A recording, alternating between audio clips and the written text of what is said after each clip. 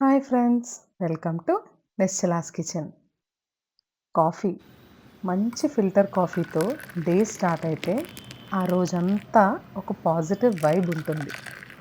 ఒక కవికి కాఫీ ఒక మంచి కవిత రాసే ఇన్స్పిరేషన్ ఇస్తుంది.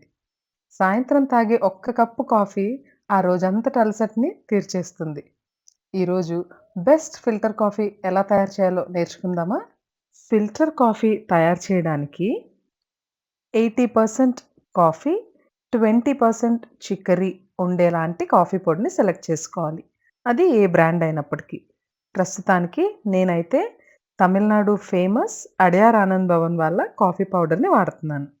ఈ కాఫీ తయారు చేయడానికి ఇలాంటి నార్మల్ ఫిల్టర్ కాఫీ చేసే ఫిల్టర్‌ని యూజ్ చేయాలి. ఇది ఏ స్టీల్ షాప్‌లో అయినా, ఆన్‌లైన్‌లో అయినా దొరుకుతుంది. ఇది 2 బాక్సెస్ లాగా వస్తుంది. ఫస్ట్ బాక్స్‌లో ఏమో మనం పౌడర్ వేసుకుంటాము. ఆ కిందుండే కంటైనర్‌లో ఏమో మన డికాషన్ స్టోర్ అవుతుంది. ఇంతే. ఈ కాఫీ పౌడర్ అండ్ ఇలాంటి ఫిల్టర్ ఉంటే సరిపోతుంది. చక్కటి ఫిల్టర్ కాఫీని తయారు చేసేసుకోవచ్చు. ఈరోజు నేను 2 కప్పుల ఫిల్టర్ కాఫీని చేస్తున్నాను. 2 కప్పులకి 4 టేబుల్ స్పూన్ల కాఫీ పౌడర్ వేసుకోవాలి. అంటే ఒక కప్పుకి 2 టేబుల్ స్పూన్ల కాఫీ పౌడర్ చప్పున. చూడండి, నేనిక్కడ 4 స్పూన్స్ వేస్తున్నాను. 4 స్పూన్లు కాఫీ పౌడర్ వేసిన తర్వాత, ఈ ఫిల్టర్‌లో ఇలా ప్రెస్ చేసే హ్యాండిల్ పట్టుకొని ప్రెస్ చేసేలాంటి ఒక డివైస్ ఉంటుంది. దాంతో వేసిన కాఫీ పౌడర్‌ని చక్కగా ప్రెస్ చేయాలి. అంటే సెట్ చేసుకున్నట్లుగా పైకి ఉండకుండా నీట్‌గా అదిమేలాగా ప్రెస్ చేయాలి. దీన్ని స్పూన్‌తో అయినా చేయొచ్చు. బట్ ఈ లోపల ఇచ్చిన ఆ ఇన్‌స్ట్రుమెంట్ అందుకే.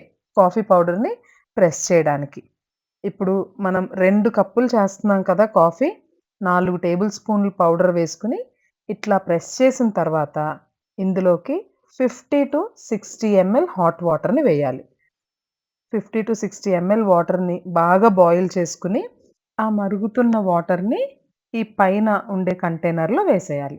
మనం ఎక్కడైతే కాఫీ పొడి వేసామో, అక్కడ ఇలా స్క్రీన్‌లో చూపిస్తున్న విధంగా వేసేయాలి. వాటర్ వేసిన తర్వాత వెంటనే లిడ్ క్లోజ్ చేసేయాలి. లిడ్ క్లోజ్ చేసి దీన్ని 15 మినిట్స్ పాటు అలా పక్కన వదిలేయాలి. ఈ టైమ్ ఫ్రేమ్‌లో పాలు బాయిల్ చేసుకుందాం. మనం ఇక్కడ 2 కప్పుల కాఫీ తయారు చేస్తున్నాం కదా! దానికి నేను ఒక్క గ్లాస్ పాలని బాయిల్ చేసుకుంటున్నాను. పాలు బాయిల్ చేసేటప్పుడే షుగర్ కూడా వేసేస్తున్నాను. 2 కప్పులకి 1 టేబుల్ స్పూన్స్ షుగర్ అయితే సరిపోతుంది. మీరు ఇంకొంచెం తీపి తాగే వాళ్ళైతే ఇంకొంచెం యాడ్ చేసుకున్నా పర్లేదు.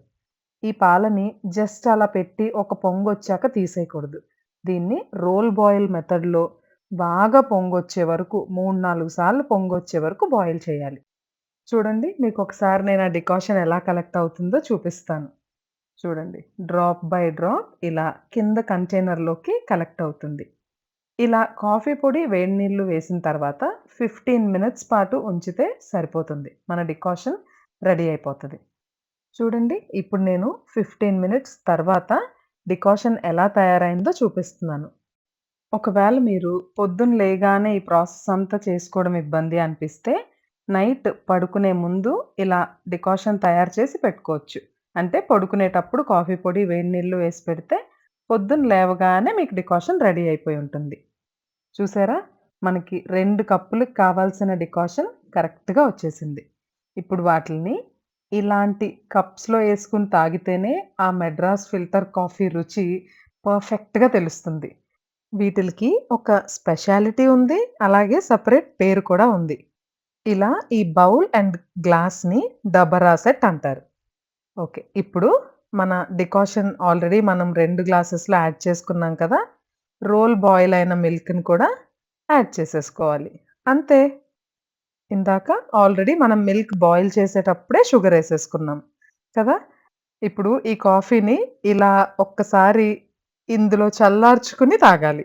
అంటే ఇదేం పెద్ద చల్లగా అయిపోదు. బట్ దట్స్ హౌ ఈ కాఫీని తాగే స్టైల్ అయితే ఇదే. ఎందుకు అంటారా? మామూలుగా కాఫీ తాగితే అసిడిటీ అని, వేడి చేస్తదని ఏదేదో అంటారు కదా! ఇలాంటి బ్రాస్, డబరా సెట్‌లో తాగితే అవన్నిటిని స్టాప్ చేయడమే కాకుండా ఆరోగ్యానికి కూడా మంచిదంట. మీరు కూడా ట్రై చేస్తారు కదూ! తప్పకుండా ట్రై చేసి మీకెలా కుదిరిందో కామెంట్ సెక్షన్‌లో తెలియజేయండి. Bye everyone.